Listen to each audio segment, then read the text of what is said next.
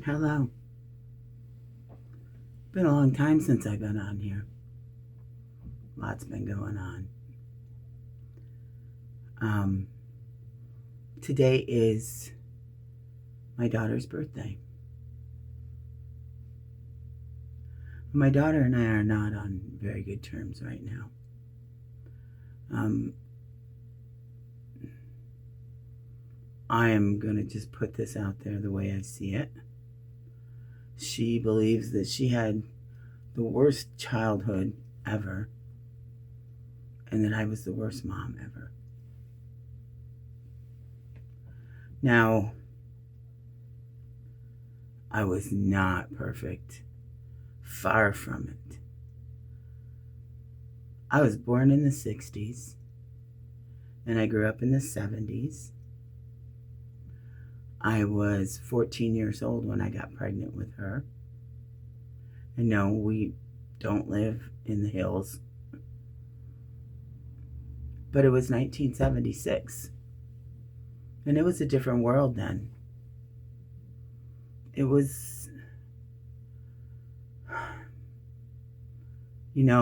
for so many years we've been called baby boomers. And then the realization that we're a micro generation called Generation Jones. If you happen to be, I'm 65. My age and maybe 10 years before that. I don't remember the dates. But look it up. It's quite interesting. And boy, does it fit my generation. A lot of things happened when I was younger. But I was loved. I grew up an only child, although I'm not an only child. You'll know that if you watched any of my earlier videos, but that's irrelevant here. I grew up an only child and I felt very privileged. And we were not privileged. I had a mom who loved me unconditionally. And my dad loved me too. But my dad was an alcoholic, although he would have never admitted that. But he was, and everybody that knows him knows he was an alcoholic. He wasn't a violent alcoholic. In his later years, he got a little out of control, but that was dementia, primarily. But I grew up in the bars because that's where my dad was. And if you wanted to spend time with Dad, most likely you were going to go to the bar. And it was cool as a kid. Just like my daughter and my son talk about it. Going to the bar with Grandpa and having chips and, Shirley Temples. And yeah, I thought it was cool too. But I was an only child and I felt privileged because my mom spent so much on me. Anything I wanted, primarily, she found a way to get for me. And I didn't realize until I was older and it was too late how much she sacrificed for that. But I was what she had. And Dad was mostly in the bars. Not a violent drunk, but a drunk nonetheless. Sorry, Dad, it's true. But this was the era that I grew up in. And there were lots of families grew up with this same pattern. We did barbecues in the yard occasionally. And my mom and I spent a lot of time out in the yard, running through the hose and whatever.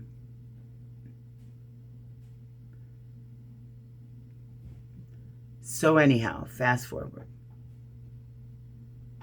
I was 14. I met a man that was 6 years older than me, and I was so impressed. He was good looking. He had a motorcycle. He had a hot car. And he wanted me. Of course, when I first met him, I told him I was 16. He was 20. Well, that didn't last long. He found out how old I was. Well, I told him how old I was because he was going to find out. It did not stop. It wasn't some long romance. We met in the early summer of 76, and by August I was pregnant. Think what you will, but a lot of my friends were having babies too. And a lot of people my age had babies at that time. But we were essentially babies having babies.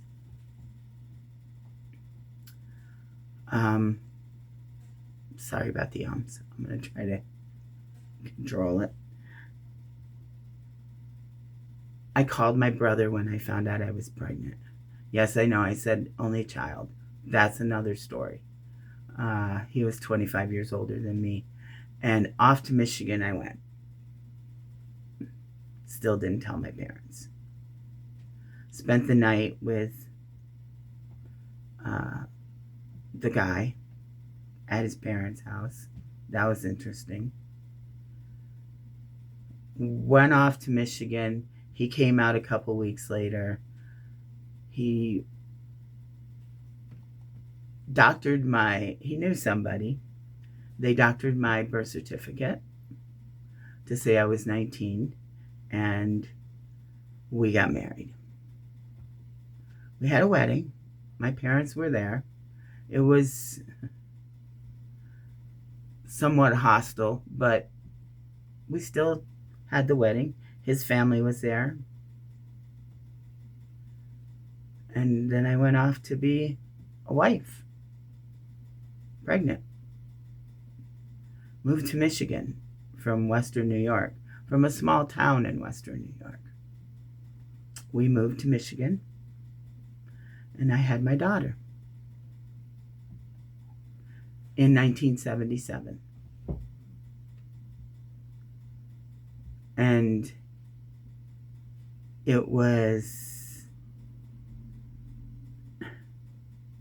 it's like I got a baby doll.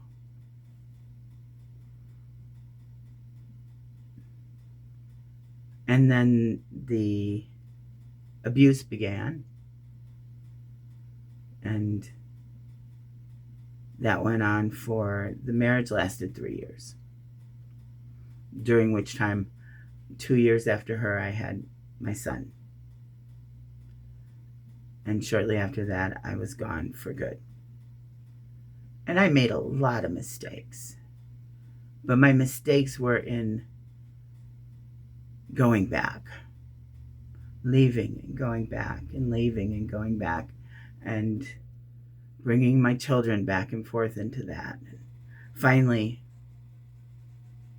I made the choice. Because again, when I left, I was 17, still very much hung up on this man. Probably because he was a pedophile. Just like you said, saying this to my daughter. She's called him that many times since then. But it wasn't an easy choice. Even though I was getting my ass beat every day, I did not want my child, you, if you're watching this, to grow up thinking that was okay. Because although my childhood wasn't great, my parents, they bickered all the time, but there wasn't abuse. I remember them having 2 physical altercations twice in my childhood. That was it. So I didn't want you to think that was okay. And I left for the last time. right after he kicked me in the stomach when I was pregnant with my son. That was the last time I left. Because he mattered too. Fast forward. I married several years after that to their stepfather, who was never considered a stepfather. We were together for 13 years. I was 20 when we married, and he was 18. I had not finished school. He dropped out as well. He went and got some vocational training and became a welder. And we partied a lot. And when I say partied, I mean we drank and we smoked weed. And occasionally, no, that was pretty much it at that time. We moved to Oklahoma. We lived there a year looking for work because this town was dying. It was literally dying. This was a factory town. When I grew up, it was booming. Both of my parents worked in factories. And we did okay. But by the time I was having children, the factories were moving out. And a lot of them had already gone. And work was scarce. So we moved to Oklahoma right after we got married.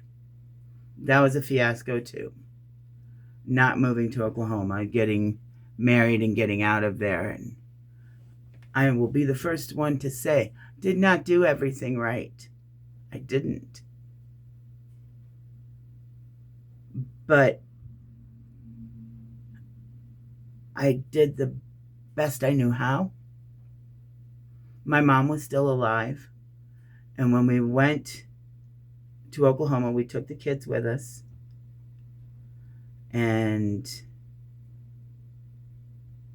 at some point, they came and brought the kids back with them when things were falling apart in Oklahoma. I asked them to take the kids home with them. They did. Shortly after that, we moved to Arkansas for 2 weeks. Oh my God. Not even going there, but I'm never going back there either. And then my parents came down and got us. Brought the kids down, got us, and brought us back home. Yeah, it was pretty much a nightmare. But the kids were gone for the nightmare part. When we were in Oklahoma, we lived in a community with a pool, an activity center for the kids. I did not work at that point. My husband worked. I took care of the kids. I still had children that were not school age. Crystal was in kindergarten, my daughter, when we moved there. And my son is 2 years younger than her. So they did it. We were doing okay. But it was hard. Times were hard. Things were changing. The world was changing. My generation had changed the world. And I'm not just saying my generation. I'm talking about the ones before me that are still in that group. We fought for changes. They fought for changes. And the world was changing. So we made it in Oklahoma for about a year. Parents came and got us in Arkansas in the dead of winter, brought us back home. I'm trying to figure out what year that was.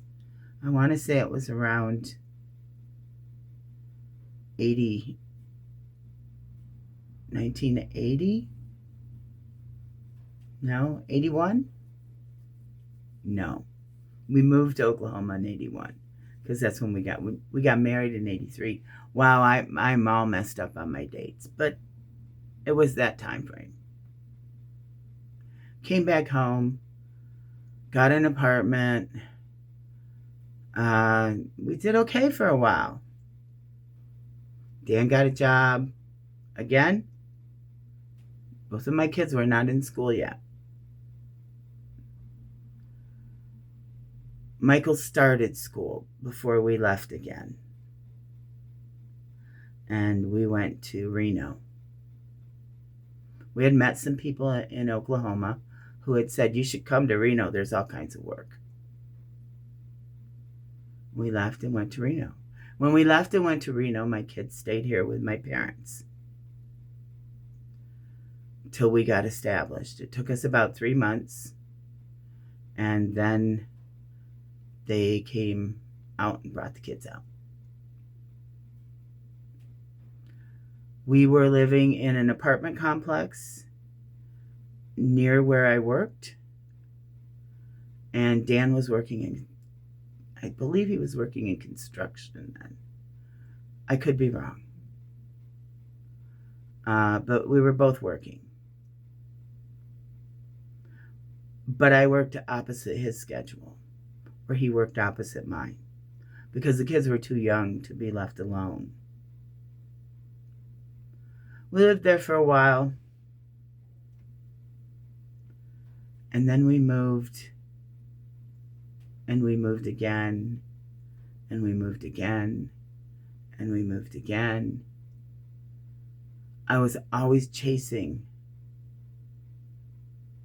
a good school district. And sometimes we got into some really screwed up shit because of that. But I wanted them to have a good school district.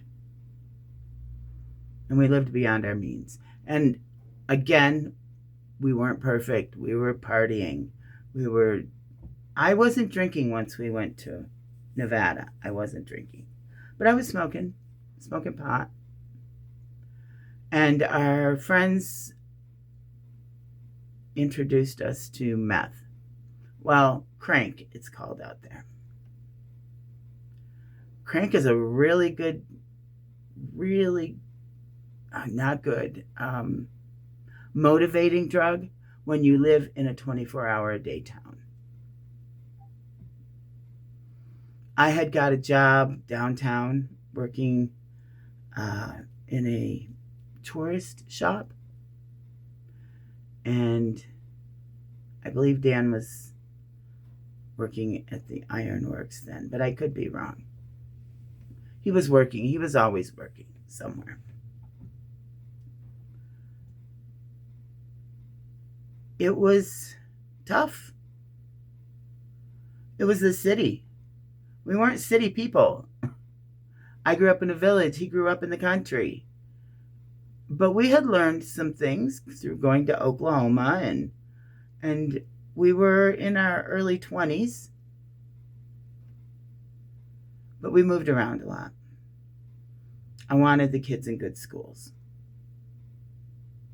I know that you probably don't believe that, but if you think back, up until the second time we came back, you lived in good schools. We lived on Michelle, and we lived in Sparks, and then we made a move. Well, and then my mom died. And I left Dan and came home with the kids. My mom was dying. She died shortly after that. And shortly after she passed, Dan came back here to get us. He came back here. We stayed here for a couple of years, and then we went back out there. By the time we went back out there, things were falling apart. Our marriage wasn't good. I had already left him. But he wasn't a mean man. He wasn't a bad man. But he definitely liked the drugs. The crank. And I'm not going to say I didn't do it. I did it occasionally. Actually, I did it a lot because he always had it. But I didn't do it all day, every day. I did it usually in the morning to get going, to get to work, to get moving. And I was a pot smoker. I much preferred to be stoned than to be amping. So we moved around a lot then too. And I'm being really honest with you here. I take my responsibility in this. We ended up moving to a neighborhood that before we had left and came back home and went back to Reno seemed to be a really nice neighborhood. A friend of ours, a drug dealer, lived there. And we went there often, not just for drugs, we were friends.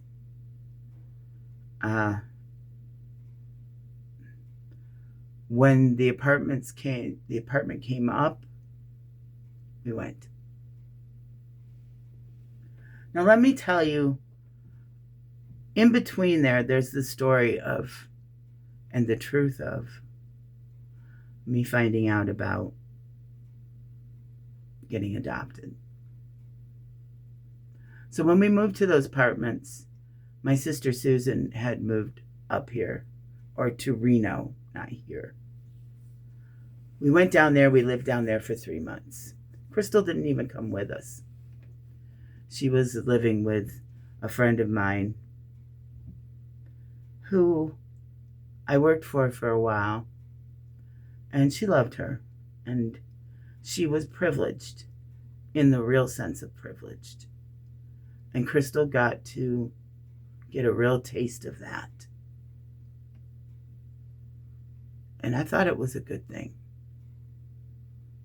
I still think it was a good thing, because we were struggling.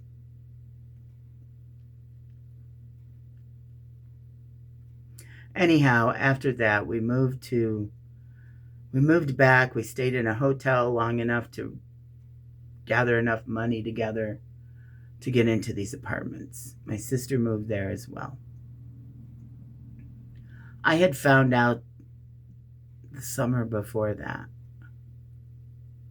I was adopted. If you watched the other ones, you know, but I'll give you a brief example. I never knew I was adopted growing up. I found out when I was 30 years old, and my mom had already passed.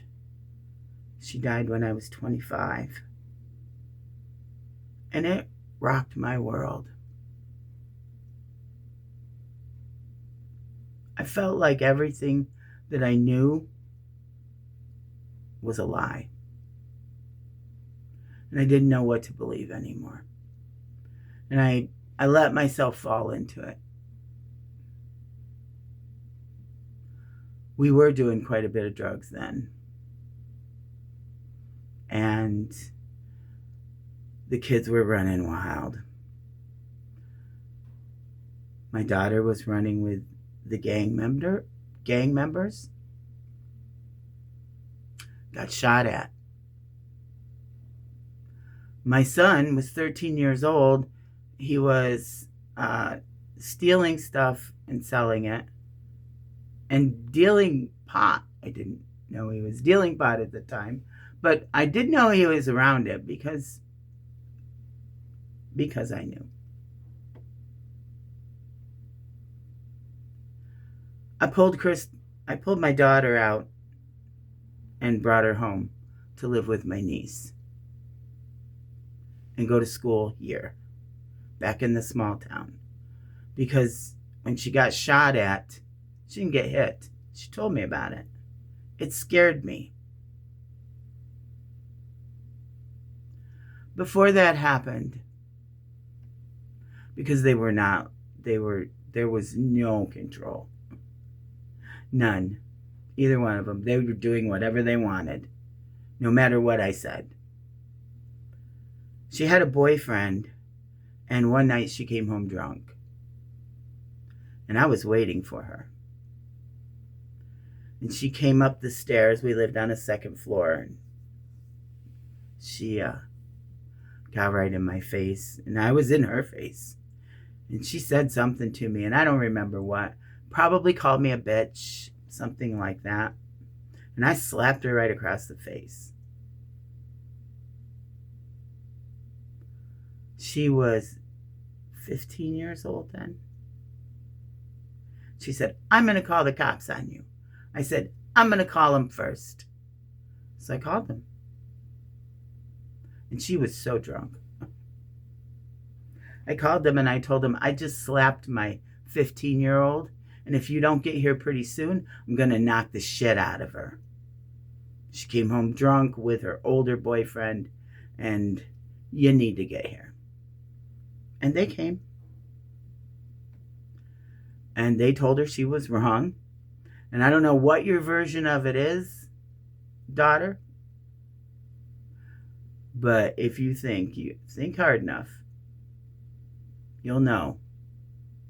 You should know. They threatened to take her to juvie. And then the cop walked out and they didn't say anything to me. He walked out on the porch with me afterwards as they were leaving, and he said, "You can't do that. And if you do it again, we'll have to arrest you." I said, "Well, if she comes home like that again, I'm going to do it again." He said, "Tammy, don't do that." And that was the end of that.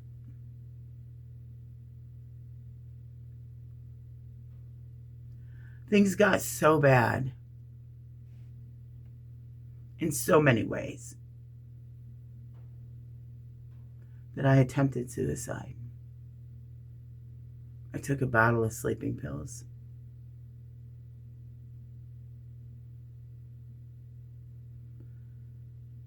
Woke up in the hospital.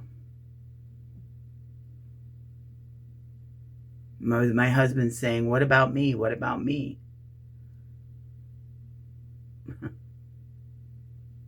And don't get me wrong, Dan was a good guy. But the drugs had taken over our life. The kids were out of control. The place that we lived was out of control. And I felt helpless. I have never done that since. I would never do it again. I think it was probably the stupidest thing I ever did. And trust me, I've done some really stupid shit. But when I did it, I wasn't looking for attention. I really honestly wanted to die. Because I couldn't fix everything.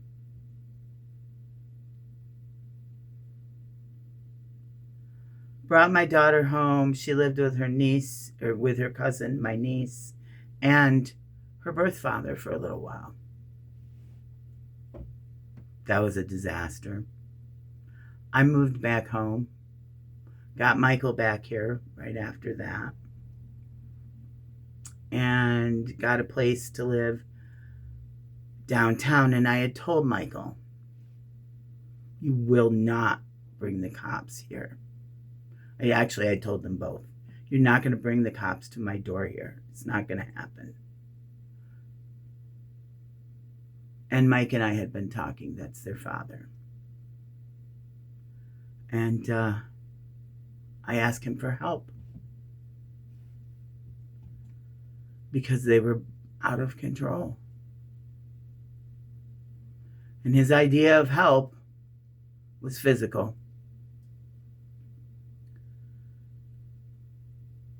It went badly. And it didn't last long. We weren't together, but he was there all the time. The first time I I had to pick up a prescription. And I got up in the morning and I walked to get the prescription. It was on the other side of town, but I walked everywhere then. I wish I could do that now. Anyhow, I got it. I came back and he's sitting on the front porch, my ex-husband. And he says, "Where were you?" I said, "I went to pick up Michael's prescription." "Well, you knew I was coming. Why didn't you wait?" These are the words he used. I said, "Because it was a nice day and I figured I'd go get it." Well, he was a total asshole to me. Now, he never ever got physical with me again, ever, after, not even during that time. After I left him and the divorce happened, he was never physical with me again. And I mean physical in any sense of the word, but violently. He was never physical with me.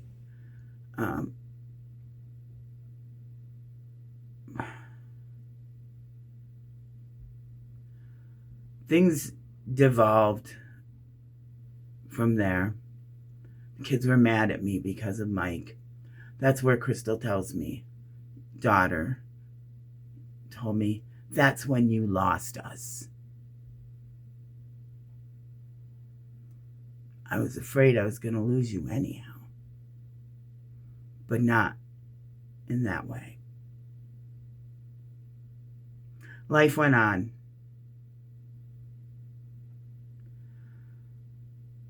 Both of my kids did really well for themselves financially. Really well. My daughter got married. She had 2 children. My son my son was the first one to give me a grandchild. That relationship didn't work, but the grandchild has always been in my life. And now I have a great grandchild from him. But life went on. Things changed. I started seeing another gentleman. There have been a couple of. I've had some long relationships. They seemed long. With, I believe it's 5 men. Not all at the same time. But my daughters always said I chose men over them. Maybe I did. I don't know. I don't think I did. But I was looking to fill some gaps in my life for sure. Anyhow, during that time when we struggled, there was a lot of hamburger and beans and wieners and macaroni and cheese and commodities. Thank God for the commodities. But when we were in Nevada, I worked. And they became latchkey kids. I was a latchkey kid. But you didn't worry about it then. Everybody left their doors unlocked. But they did become latchkey kids. Because we both worked. Although if you ask my children, they will tell you that I never worked. I always worked. Where the only place I ever lived that I didn't work was here. And that was when you guys were younger. I've worked here since then. And you know that. But I like to get that. I don't like it. You like to. And in this point, I'm talking about to both of you. Like to throw that in my face all the time about how I didn't work. And I don't know where the hell you were. Because you complained when you had to put dinner together. You complained that we weren't home to do anything. You complained about everything. And most of it had to do with the fact that I wasn't home. But the only place I was when I wasn't home was usually with your dad, and you guys were usually with us. But I worked. And I'm real tired of hearing that I didn't work. I worked, and you know it. So let's just fast forward through a whole bunch of years. I lived in Pennsylvania for 20 years. And my daughter and her family usually came to see me at least once a year. My son and his girlfriend came once. I came home every 3-day weekend I had for a very long time when my grandchildren were little. I came home on the bus. I rode a Greyhound bus back and forth. It's like 5 hours if you drive it, but on the bus, and I was going to Buffalo, and it usually took 8 to 10 hours. But I did it. I did it for a 3-day weekend or a 4-day weekend so I could spend time with my children and my grandchildren. But during that time, my legs were getting worse and worse. I had arthritis. And a lot of it is my own damn fault. We worked hard and we played hard. We lived hard. It got harder and harder to get up and down the bus stairs.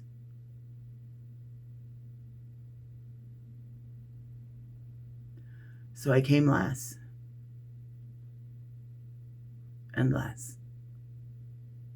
And things weren't great in PA. And I talked about moving home multiple times. And I guess that's my fault because I never did it. But I did make the effort. I did come home. And I did come home and spend time with my grandchildren. And I came home and watched my grandchildren whenever you asked me to. Not because you asked me to. Not because I had to. Because I wanted to.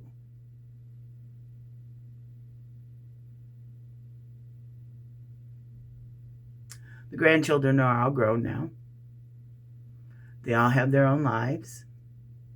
And they're quite successful in them. And I'm very proud of them too. But I didn't do that. And I don't try to take credit for that. I was a presence in their life. Their parents gave them everything that they didn't get.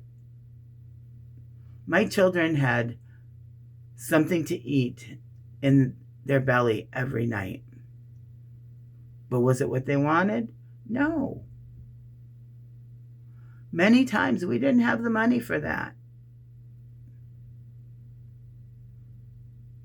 But there was always something. There was a roof over their head, even if it was a temporary roof. There were clothes on their back and shoes on their feet. But they might have been, my daughter talks about how she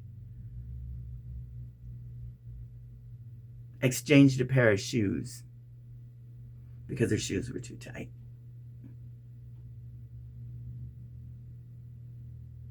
She worked. She took care of my boss's children in the summer. She was 13 at the time, I think. My boss made good money. She was privileged. She grew up privileged. They had a beautiful home. She learned how to drive in her Mercedes. I bought her a car and we got stuck on the street. That's another story. She never did get to drive it. We had to sell it.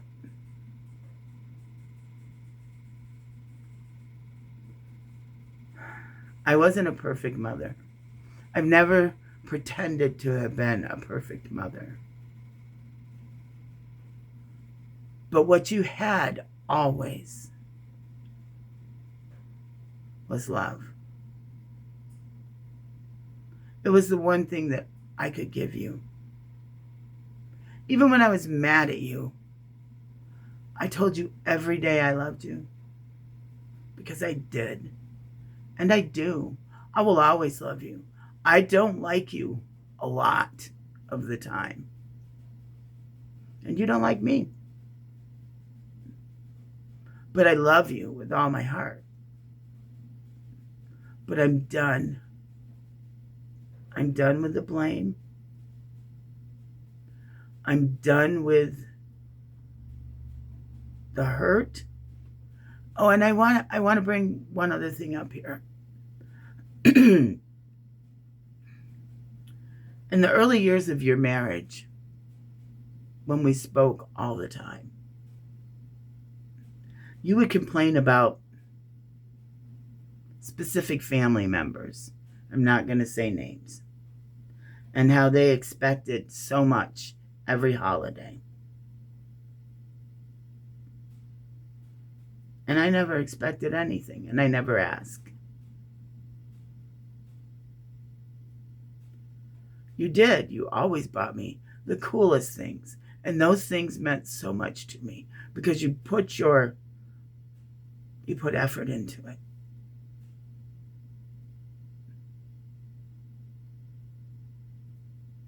When I could, I bought you cool things. I remember I was so happy to buy you that emerald ring.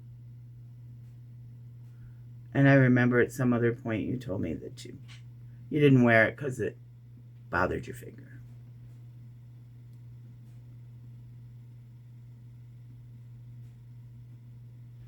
I don't know where we go from here. I don't know if there is anywhere to go. We're not speaking right now. I hate that, but I don't want to hear the things that you say to me.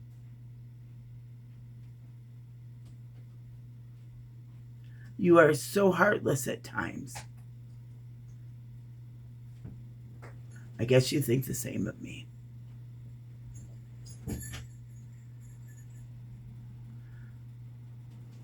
Happy birthday, daughter. I love you, and I always will. I always want good things for you.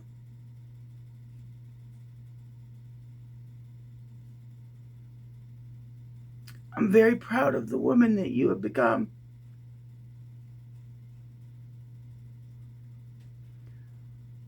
But somewhere along the way, you lost your heart. I don't know where it went. I hope you still have it. I hope you still find it for the other people in your life.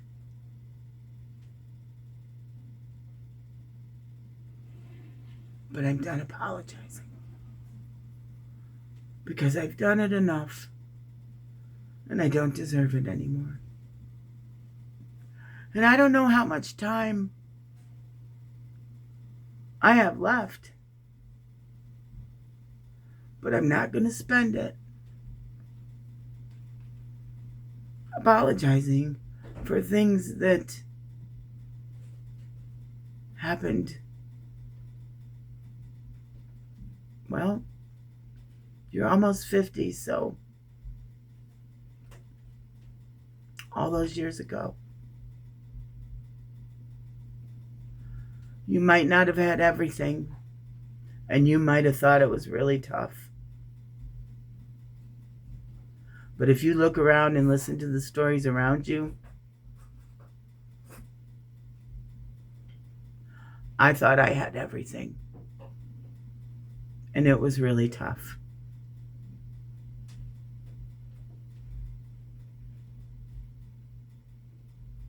Good luck with your life. I hope you get everything you want. I really do.